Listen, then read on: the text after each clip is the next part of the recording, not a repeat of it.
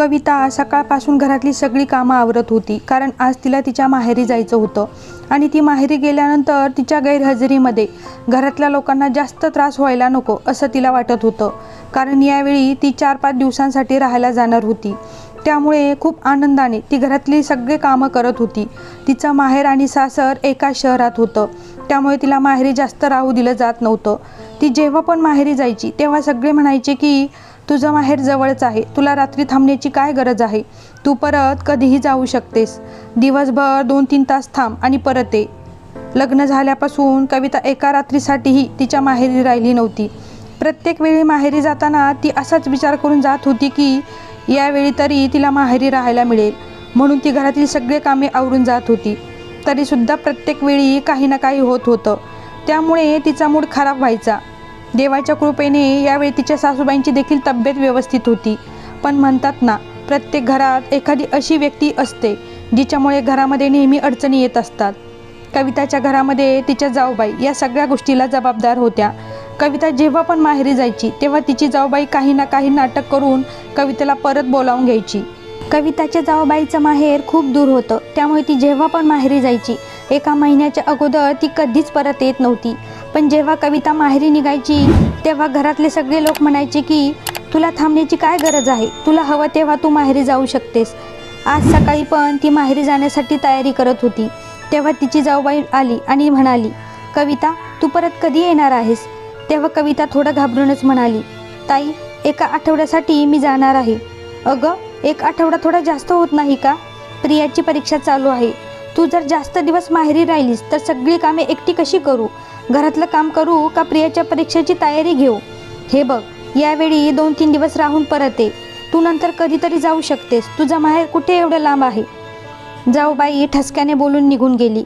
कविताचा मात्र चेहरा पडला होता. ती मनातल्या मनात विचार करू लागली, नंतर कधी तर येतच नाही. ती उदास होऊन तिच्या सासूबाईंकडे पाहू लागली. तेव्हा सासूबाई म्हणाल्या, तुला जायचं असेल तर जा आणि तुझं मन होईल तेव्हा परत ये. कारण तिच्या सासूबाईंना माहीत होतं कविता परत येणार, कारण तिचा स्वभावच होता. तिला दुसऱ्यांचा त्रास भगवत नसायचा आणि ती तिच्या स्वभावाविरुद्ध कधीच काम करणार नाही आणि तिचा नवरा पण कुठे तिची साथ देणार आहे. त्यामुळे ती ठामपणे कुणाला म्हणू शकत नव्हती की मी एवढ्या दिवस माहेरी जाणार आहे. त्या स्त्रिया खूप भाग्यशाली असतात ज्यांचे नवरे त्यांच्या बाजूने बोलतात, पण कविताचा नवरा तर तिच्या प्रत्येक गोष्टीत चुका काढत होता. असो, कसं तरी करून कविता माहेरी आली. कविता माहेरी गेली तेव्हा घरातले सगळे लोक खूप खुश झाले. तिच्या भाचीने पटकन विचारलं, आत्या यावेळी तरी 1 आठवडा थांबणार ना? कविता हसून हो म्हणाली, पण तिच्या मनामध्ये विचार चालू झाले की आता या लहान मुलीला काय सांगू, जेवढे दिवस राहायला मिळेल तेवढे दिवस आरामात राहते, असा विचार करून तिने मनात येणारे सगळे वाईट विचार झटकून टाकले. माहेर म्हणजे मजा, शांती आणि स्वतंत्र. 2 दिवस बहिणी आणि भाचीबरोबर शॉपिंग केली, आईच्या हातचे स्वादिष्ट जेवण, तर कधी बहिणीबरोबर खूप साऱ्या गप्पा. दादा आणि बाबा आल्यावर रात्री जेवण करताना खूप वेळपर्यंत बोलणं होत होतं. या दरम्यान तिला तिच्या नवऱ्याचा फोन उचलायलाही वेळ मिळत नव्हता. त्यामुळे तिला टेन्शन येत होतं की आता तिचा नवरा बोलणार की तुला तर फोन उचलायला सुद्धा वेळ मिळत नाही. दिवस तर भुरकून उडून गेले. कविता माहेरी आलेला आज 3रा दिवस होता. ती सकाळपासूनच टेन्शनमध्ये होती की अजून राहू की नको. जर ती गेली नाही तर विनाकारण घरामध्ये टेन्शनचं वातावरण राहील, जाऊबाई तोंड फुगवून बसतील, असा विचार करून कविताने तिच्या नवऱ्याला सुमितला फोन करून विचारलं. तेव्हा सुमित पटकन म्हणाला, 2 दिवस झाले जाऊन, तरी अजून तुझं मन नाही भरलं का? बस झालं, आता आपापल्या घरी परत निघून ये, वहिनींना पण इथं तुझी गरज आहे. नवऱ्याचं बोलणं ऐकून कविता सुन्न झाली होती. ती विचार करू लागली की सुमित तिचा नवरा आहे, पण कधीच त्याला बायकोच्या मनातलं समजलं नाही, नाही कधी तिला तिच्या वेदना समजल्या. माहेरच्या प्रती कविताची असलेली ओढ वेगळीच होती, पण तो नेहमीच तिला चुकीच्या नजरेने बघत होता. कविताला माहीत होतं की सुमित कधीच तिची साथ देणार नाही. जर नवऱ्याने साथ दिली असती तर ती स्वतःच्या मर्जीने आपल्या वडिलांच्या घरी राहू शकली नसती का? ती जेव्हा पण सुमितला फोन करत होती तेव्हा तो तिच्या माहेरची टिंगल उडवत होता की तुला तिथं रोज काय 56 भोग खायला मिळतात काय, जे तुला परत यावंसं वाटत नाही? तुझ्या वडिलांच्या घरी तुला कोणतं सुख मिळत नाही, नाही कोणत्या सुविधा, तरीही माहीत नाही का तुला तिथेच राहायचं असतं? आता कविता त्याला कसं समजावून सांगणार? आपलं घर आपलंच असतं आणि पिंजरा पिंजराच असतो, मग तो कितीही किमती धातूचा असू द्या. आपल्या आईवडिलांचं मातीचं घर असलं तरी ते प्रत्येक मुलीसाठी प्रिय असतं. या विचारात असलेली कविता अंघोळ करून कपडे सुकवण्यासाठी टेरेसवर गेली. तेव्हा आपल्या लहानपणीच्या मैत्रिणीला कुसुमला पाहिलं. ती पण माहेरी आली होती. दोघीही एकमेकींना पाहून खूपच आनंद झाला. टेरेसवरून दोघींनी एकमेकींना हात केला आणि मग ती पळत खाली आली. तोपर्यंत कविताने तिच्या घराचा दरवाजा उघडला. आतमध्ये येताच दोघी पण आनंदाने गळ्यात पडून भेटल्या आणि मग सुखदुःखाच्या चर्चा सुरू झाल्या. तुला माझी आठवण येते की नाही? एक फोनसुद्धा करत नाहीस. अशा अनेक चर्चा रंगल्या. बोलता बोलता कविता म्हणाली, तिला आजच परत जायचं आहे. संध्याकाळी ऑफिसमधून येताना सुमित तिला घ्यायला येणार आहे. तेव्हा कुसुम रागाने म्हणाली, काय ग तू पण? आपण 4 वर्षानंतर भेटत आहोत आणि तू आजच जायचं म्हणतेस. मला तर सारखं माहेरी यायला मिळत नाही आणि जेव्हा मी माहेरी येते तेव्हा तू तुझ्या सासरी असते. यावेळी योगायोगाने आपण भेटलो आहोत तर तू पळून चालली. कुसुम थोड्या रागानेच म्हणाली. तेव्हा कविता म्हणाली, तुला काय सांगू, माझं माहेर जवळच असल्यामुळे माहेरी राहणं माझ्या नशिबातच नाही. कविता उदास होऊन म्हणाली. कुसुम म्हणाली, तुझं माहेर जवळच आहे म्हणून तू येऊ शकत नाही आणि मी एवढ्या दूर राहते. रिझर्वेशन करा. मुलांच्या बरोबर एकटी जाऊ नकोस. कधी कुणाला सुट्टी मिळत नाही तर कधी एखादा जवळचा पाहुणा येतो. अशा वेळी घरच्या सुनेला आपले स्वतःचे कार्यक्रम रद्द करावे लागतात. ही माझ्या सासरची रीत आहे. तेव्हा कविता म्हणाली, हे फक्त तुझ्या सासरी नाही, माझ्या सासरी पण असंच आहे. तेव्हा कुसुम हसून म्हणाली, तुला रुपाली आठवते का ग? ती सगळ्यात बारीक आणि सगळ्यात शेवटच्या बाकावर बसायची. वर्गात प्रत्येक गोष्टीसाठी घाबरणारी. सरांसमोर तर ती बोलूही शकत नव्हती. ती मला काल बाजारात भेटली होती. किती बदलली आहे ग ती. एकदम वाघीण झाली आहे. जीन्स टॉप, कटिंग, खूप स्मार्ट दिसत होती. आणि एक आपण आहोत काकूबाई. सासरी हे घालू नका, ते घालू नका. सगळ्यांना खुश ठेवण्याच्या नादात आपण आपल्या आनंदाचा बळी दिला आहे. मला पाहून म्हणाली, कुसुम कशी आहेस तू? ती मला बघून हसून म्हणाली, ती स्मार्ट कुसुम कुठे आहे आणि हे काय, तू काकूबाईसारखी दिसतेस. तू तीच कुसुम आहेस ना? कुसुम दुःखी होऊन कविताला सांगत होती. कविता अजूनच उत्सुकतेने तिला म्हणाली, अच्छा अजून काय म्हणाली रुपाली? कुसुम म्हणाली, तिने मला विचारलं माहेरी कधी येतेस? मी सांगितलं की मी खूप कमी येते. तेव्हा ती म्हणाली, मी तर कुणाचीही पर्वा न करता बिनधास्त माहेरी राहते. ज्याला जे बोलायचं आहे ते बोलू दे. मला जे आवडतं मी तेच करते. हे घालू नका, ते करू नका, इथे जाऊ नका, तिथे जाऊ नका, हसून बोलू नका. आपण काय कठपुतले आहोत की सगळं त्यांच्या हिशोबानुसार करत राहायचं? तेव्हा मी तिला म्हणाले, रुपाली तुला भीती वाटत नाही का? लोक काय म्हणतील? लोकांची काळजी कोण करतं? सगळ्यांना खुश ठेवू शकत नाही आपण. राहिली गोष्ट नवऱ्याची. जर नवऱ्याला आपल्या मनातलं समजत असेल तर ठीक, नाहीतर त्याच्याकडून पण अपेक्षा करू नका. नवऱ्याला नेहमीच हे हवं असतं की बायकोला दाबून ठेवायचं आणि फुल टाईम नोकरानी असल्यासारखं ट्रीट करायचं. माझ्या पण घरातले मला हेच करत होते. पण ज्या दिवशी मला वाटलं आता खूप व्हायला लागलं आहे तेव्हा मी पण विद्रोह केला. स्वतःला तोपर्यंतच दाबून घ्यायचं जोपर्यंत तुमचा दम घुटणार नाही. जर विश्वासच राहिला नाही तर आयुष्य संपून जाईल. म्हणून पहिल्यांदा स्वतःला महत्त्व द्या. खरं सांगू कविता, मला पण रुपालीचं बोलणं योग्य वाटलं. आपण पण स्वतःला विसरून गेलो आहोत. आपल्याला पण या सगळ्या बंधनातून बाहेर पडायला हवं. कविता लक्ष देऊन कुसुमच्या तोंडून रुपालीचं बोलणं ऐकत होती. तिला पण आश्चर्य वाटत होतं की रुपाली एवढी शांत राहणारी मुलगी एवढी धाडसी कशी निघाली. कविताला पण वाटू लागलं, मी तर वेडीच आहे. कधी स्वतःच्या खुशीला महत्त्व दिलं नाही. मनामध्ये विचारांचं वादळ उठलं होतं. तेव्हा कुसुम म्हणाली, काय विचार करत आहेस? आज परत सासरी जाणार की नवऱ्याला न्यायला येऊ नको म्हणून सांगणार? बघते. असं म्हणून कविता विचारात पडली की आता काय करू. तेव्हा कुसुम म्हणाली, ठीक आहे मी येते परत. असं म्हणून कुसुम तर निघून गेली. पण कविता एका नव्या विचारमंथनात अडकली. दिवसभर कविता रूममध्ये झोपून होती. आता संध्याकाळ झाली होती. नवरा यायची वेळ झाली होती. आई किचनमध्ये भजी बनवण्याची तयारी करत होती आणि तिची भाची तिला चिटकून झोपली होती. कदाचित नवराच असेल जो ऑफिसवरून सरळ तिला घ्यायला आला होता. पण तिच्या मनात निर्माण झालेला गोंधळ आता वादळ बनलं होतं. मनातलं दुःख आता तोंडाशी आलं होतं. ते कधीही फुटू शकत होतं पण ती धाडस करू शकत नव्हती. गेल्या 2 वर्षापासून जे करत आली होती त्यामुळे एवढ्या स्वतःला कसं बदलू.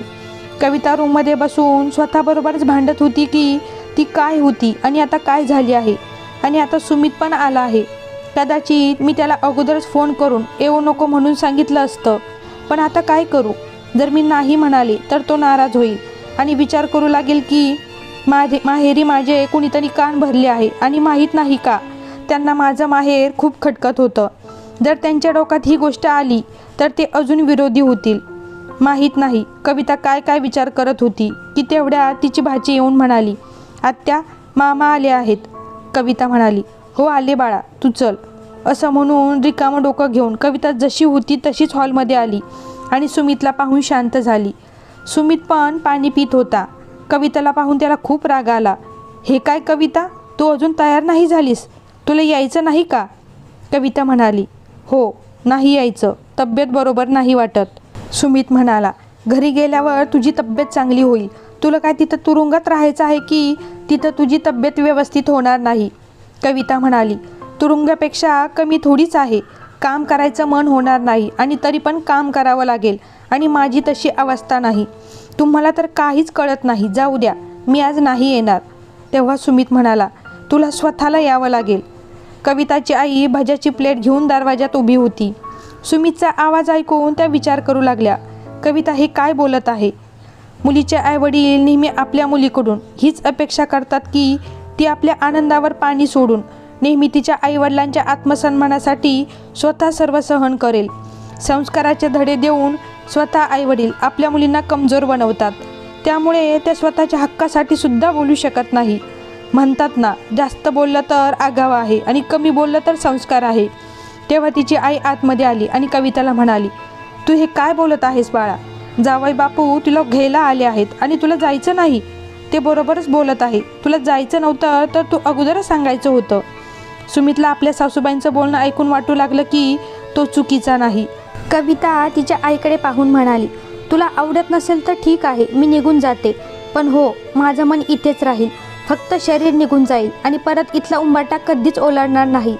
सुमित चकित होऊन कविताकडे पाहून विचार करत होता की हिला आज काय झालं आहे. तो मनातल्या मनात विचार करत होता. कविता पटकन रूममध्ये गेली आणि बॅगमध्ये आपलं सामान ठेवू लागली. आईला न भेटता, कुणाचा निरोप न घेता, कुणाकडे न बघता उदास होऊन सुमितजवळ येऊन उभी राहिली. सुमितने आपले हात जोडून सर्वांचा निरोप घेतला. आई स्तब्ध उभे राहून कविताकडे पाहू लागली. रस्त्यात कविता सुमितबरोबर काहीच बोलली नाही. घरी आली तर ती रात्रभर रडत होती. दुसऱ्या दिवशी कठपुतलीप्रमाणे काम करत होती. तिला सोडून सगळे लोक आनंदी होते. सुमितचा स्वार्थ, जाऊबाईचा अहंकार, सासूबाईंची निश्चितता आणि सासऱ्यांचा बेजबाबदारपणा सगळं काही यंत्रावाणी चाललं होतं. कविता मात्र अपमान आणि उपेक्षा या दुष्टचक्रास झुरू लागली. 2 दिवस झाले होते. किचनमध्ये काम करता करता चुकून कविताचं बोट चाकूनी कापलं. पण कुणीही सहानुभूती दाखवली नाही. उलट सगळे तिला दोष देऊ लागले की तुझं लक्ष कुठे असतं. कविताला वाटू लागलं की वास्तवात कुणालाच तिची पर्वा नाही. एक दिवस तिने स्वतःला आरशामध्ये पाहिलं आणि विचार करू लागली की ती या घरामध्ये एक आदरणीय सून आहे. नवऱ्याच्या मनावर माझा अधिकार आहे का? मी एक चांगली बायको आहे का? कदाचित नाही. आणि त्या दिवशी माहेरी आईचं बोलणं ऐकल्यानंतर आता माहेरची लाडली पण राहिली नाही. घरी आई, वडील, सासू सासरे, नवऱ्याच्या मनाची राणी, अजून कुणाच्याही नजरेत आता ती योग्य नव्हती. त्या दिवशी तिने ठरवलं की आता ती कठपुतली बनून राहणार नाही. तिच्या बोटातून टपकत असलेलं रक्त पाहून पण कुणाला तिच्यावर दया आणि सहानुभूती आली नाही. मग प्रेम तर खूपच दूर राहिलं. तिने स्वतःवर प्रेम करायचं ठरवलं आणि मनातल्या मनात विचार करू लागली, आता मी स्वतःवर प्रेम करणार, स्वतःसाठी जगणार. त्या रात्री ती जेवण बनवण्यासाठी रूममधून बाहेर आली नाही. चादर तोंडावर घेऊन तसेच झोपून राहिली. तिचा या व्यवहारावर सगळ्यात अगोदर तिच्या जाऊबाईने प्रतिक्रिया दिली. तिचं भांडी आपटणं, बडबड करून जेवण बनवणं या जुन्या सवयीला सुरुवात झाली. पण आज कविता बिनधास्त होती. आज तिच्या मनामध्ये थोडी शांती होती. थोड्याच वेळात तिच्या सासूबाई तिच्या रूममध्ये आल्या आणि म्हणाल्या, काय झालं सुनबाई, तू थोडी टेन्शनमध्ये वाटत आहे. तुझी तब्येत तर बरोबर आहे ना?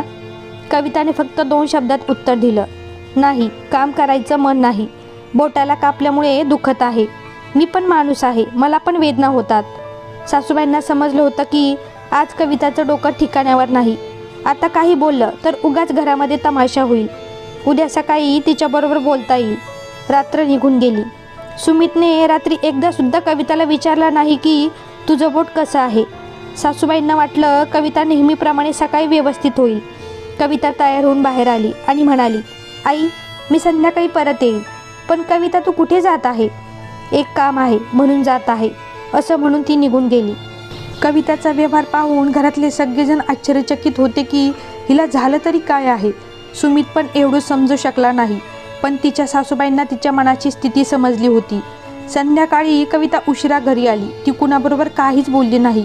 तिची जाऊबाई बोलणार तेवढ्या सासूबाईंनी इशारा करून तिला बोलू नको म्हणून सांगितलं. त्या रात्री सुमित तिला पहिल्यांदा म्हणाला, जेवण केलं? तेव्हा कविता म्हणाली, मी जेवण करून आली आहे. एवढं म्हणून ती दुसरीकडे तोंड करून झोपी गेली. दुसऱ्या दिवशी पण कविता 9 वाजता घरातून तयार होऊन निघालीच होती की तेवढ्यात जाऊबाई पाठीमागून म्हणाली, कुठे निघाली आहेस?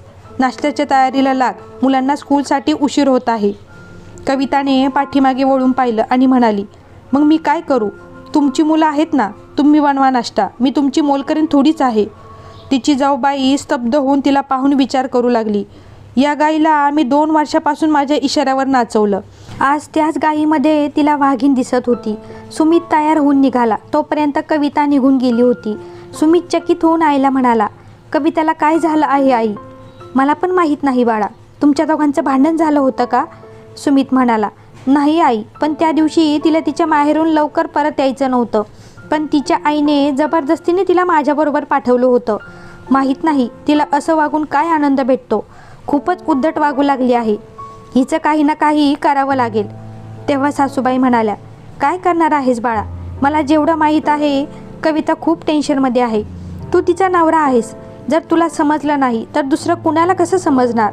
तू कधी तिच्याबरोबर प्रेमाने बोलला आहेस? ही तुमच्या दोघांमधील गोष्ट आहे, पण आज मला बोलावं लागत आहे. जर तुझा मोठा भाऊ आणि तुझे बाबा मला आणि तुझ्या वहिनीबरोबर जर असं वागले असते तर आम्हा दोघांचं आयुष्य सोपं झालं असतं का? मुलगी नवऱ्याच्या भरोशावर सासरी येते आणि त्याच्याच प्रेमाच्या विश्वासावर आयुष्यात येणाऱ्या कठीण परिस्थितीला हसत हसत तोंड देते. सुमित आपल्या आईचं बोलणं ऐकून गुपचूप घरातून बाहेर निघाला. आज पहिल्यांदा त्याला ते सगळं आठवलं होतं. जेव्हा कविता माहेरी जाण्यासाठी त्याला विचारत होती तेव्हा तो नेहमी तिला ओरडत होता की काय प्रत्येक वेळी माहेरी जायचं असतं तुला? जायचं असेल तर निघून जा, पण परत कधी येऊ नकोस. तो कधीच तिला बाहेर फिरायला घेऊन गेला नाही कधी तिच्या आवडीच्या वस्तू तिला आणून दिल्या. ती दिवसभर काम करून थकून जात होती. तेव्हा तो म्हणत असे, तू कामच किती करतेस जी एवढी थकून जाते? तेव्हा कविता गप्प राहायची आणि तो तिची संमती मानायचा. त्यांनी कधी तिच्या मनाचा विचार केलाच नाही, फक्त तिच्याकडून कर्तव्य पूर्ण करून घेतले. सुमित विचाराच्या सागरात बुडून गेला होता. तो स्वतःला दोषी ठरवत होता. त्याने पटकन कविताला फोन करायला सुरुवात केली, पण कविताचा फोन बंद येत होता. तो तिची वाट पाहू लागला. संध्याकाळी जेव्हा कविता घरी आली तेव्हा सुमित तिच्याशी बोलण्याचा प्रयत्न करू लागला, पण कविता त्याच्याबरोबर न बोलता झोपी गेली. दुसऱ्या दिवशी सकाळी कविता परत जाऊ लागली तेव्हा तिने पाहिलं की सुमित कार घेऊन उभा होता. त्याने कविताला गाडीत बसायला सांगितलं, पण कविता गाडीत बसली नाही आणि पुढे चालू लागली. तेव्हा सुमितने तिचा हात पकडला आणि म्हणाला, गाडीमध्ये बस, आपण कुठेतरी जाऊया. तेव्हा कविता आश्चर्यचकित होऊन सुमितकडे पाहू लागली, पण ती तर काय करणार? सगळे लोक बघत होते, त्यामुळे ती गाडीमध्ये बसली. दोघे पण एका जवळच्या रेस्टॉरंटमध्ये आले. तिथे गेल्यानंतर दोघेही नॉर्मल झाले. तेव्हा सुमित म्हणाला, कविता काय झालं आहे? तू टेन्शनमध्ये दिसत आहेस. 2-3 दिवसांपासून तू कुठे जात आहे? काल मी तुला खूप शोधलं. तू तुझ्या माहेरी गेली नव्हतीस ना तुझ्या मित्रांकडे. तू जातेस तरी कुठे? तेव्हा कविता म्हणाली, अच्छा, म्हणजे तुला हे माहीत करून घ्यायचं होतं की मी कुठे जाते, नाहीतर तुला काय फरक पडतो?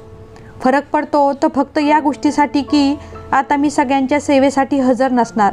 कदाचित हेच कारण असेल की तू माझ्याशी बोलत आहेस, नाहीतर तुला कुठे माझी काळजी आहे? तेव्हा सुमित म्हणाला, असं काही नाही कविता, मी खूप कामात होतो. या कामाच्या गडबडीत मी एक गोष्ट विसरून गेलो होतो की तू माझी बायको आहेस. हे ऐकून कविता थोडं उपहासाने हसून म्हणाली, तुम्ही खोटं बोलत आहात. तुम्ही हे सुद्धा विसरला होता की मी एक माणूस आहे. बायको असणं तर खूप दूरची गोष्ट आहे. मी मान्य करतो, चूक माझी आहे. मी तुला कधीच किंमत दिली नाही. आणि जेव्हा एक नवरा बायकोला किंमत देत नाही याचा अर्थ त्याच्या बायकोला दुसरं कोणीही किंमत देत नाही. ही समाजाची विटंबना आहे. जोपर्यंत नवरा आपल्या बायकोची किंमत ठेवत नाही तोपर्यंत तिची दुसरी कोणीही किंमत राखत नाही. बरोबर बोलत आहे ना मी? कविता डोळ्यात पाणी आणून बोलत होती. सुमितने कविताचा हात आपल्या हातात घेतला आणि म्हणाला, कविता मी चुकलो, मला खरंच माफ कर प्लीज. आपण जर या सगळ्या गोष्टींचा हिशोब करायला बसलो तर आपल्या जीवनातले काही महत्त्वाचे क्षण या जुन्या कडवटपणाचा हिशोब करण्यातच निघून जाईल. म्हणून शक्य असेल तर माझ्या सगळ्या लोकांना माफ कर. अजिबात नाही. असं म्हणून कविताने त्याचा हात झटकला. जर मी परत पहिल्याप्रमाणे झाले तर मी घेतलेल्या संकल्पाचा काय अर्थ राहील? तुम्हाला माहीत करून घ्यायचं आहे ना मी कुठे जाते? तर ऐक, मी कोचिंग क्लासला जाते. मला स्पर्धा परीक्षा द्यायच्या आहेत. मी आता जॉब करणार आणि स्वतःच्या पायावर उभी राहणार. तेव्हा सुमित म्हणाला, तू शांत हो. मला माहीत आहे तू कुठे चुकीच्या ठिकाणी जात नाही. फक्त काळजी वाटत होते की तू कुठे जात आहेस, मित्रांच्या घरी का तुझ्या माहेरी? तेव्हा कविता म्हणाली, माझ्या माहेरी जाणं तर तुम्हाला आवडत नाही ना? प्रत्येक वेळी माझ्या माहेरच्या लोकांना वाईट बोलत असता. प्रत्येक वेळी मला ऐकवणार की तुला माहेरी जायला का आवडतं. खरं सांगा, लग्नानंतर मी किती वेळा माझ्या माहेरी गेले. मी स्वतः जात नाही. विचार करते आज हे महत्त्वाचं काम आहे, उद्या ते महत्त्वाचं काम आहे, पण कधीच कुणाला या भावना दिसल्या नाही. माझं मन दिसत नाही. मी किती माझ्या आईवडिलांना भेटण्यासाठी धडपडत असते, पण आता आईला पण भीती वाटते की तुम्ही नाराज होताल. म्हणून त्या दिवशी ती म्हणाली, तू तुझ्या घरी निघून जा. आता तुम्ही सांगा, माझ्या आयुष्यात काय राहिलं आहे? ना ते घर माझं आहे ना हे घर माझं आहे. कविता, मी तुला खरंच वचन देतो, तुला जसं हवं आहे मी तसंच करेन. मला माहीत आहे मी चुकीचं आहे, माझी पद्धत चुकीची असू शकते. तेव्हा कविता म्हणाली, तुमची पद्धत चुकीचीच आहे. जर तुम्ही कधी म्हणाला का मी तुझ्याशिवाय राहू शकत नाही कविता, मग मी माहेरी राहण्याचा हट्ट केला असता का? तेव्हा सुमित म्हणाला, मी असं म्हणू शकत नाही कविता, कारण ते तुझं घर आहे. तुझे आईवडील, दादा, वहिनी सगळे तुझी वाट पाहतात. मी एवढा स्वार्थी कसा असू शकतो? कविता म्हणाली, अच्छा, तुम्ही स्वार्थी होऊ शकत नाही पण कठोर होऊ शकता. बायकोला ऐकवू शकता, तिचा उपहास करू शकता, पण प्रेम दाखवू शकत नाही. कारण जर तुम्ही प्रेम दाखवलं तर तुम्ही छोटे होताल. तेव्हा सुमित म्हणाला, ठीक आहे, आज मी तुला शब्द देतो, तुला जे हवं आहे ते तू कर. जॉब कर, काम करू नकोस, सगळ्यांच्या इशाऱ्यावर नाचणारी कठपुतली बनवू नकोस. माझ्या घराची म्हणजे तुझ्या घराची महाराणी बनून राहा. सगळं कर पण माहेरी जाऊ नकोस. सुमितचं बोलणं ऐकून कविता जोरजोराने हसू लागली आणि म्हणाली, अच्छा ठीक आहे, सोडून द्या आता, आपण घरी जाऊन एकत्र चहा पिऊया. तेव्हा सुमित म्हणाला, हो जाऊया, पण आपल्या नाही, तुझ्या घरी. तुझ्या आईच्या हातच्या चहामध्ये जी चव आहे ती तुझ्या कुठे आहे? तेव्हा कविता हसून म्हणाली, आत्ता तर तुम्ही म्हणत होता सगळं कर पण माहेरी जाऊ नकोस. अगं वेडे, मी मस्करी करत होतो. असं म्हणून दोघेही हातात हात घालून एका नव्या प्रवासाकडे निघाले. तर मित्रांनो, तुम्हाला ही कथा आवडली असेल तर व्हिडिओला लाईक करा आणि गुंफण या मराठी चॅनलला नक्की सबस्क्राईब करा.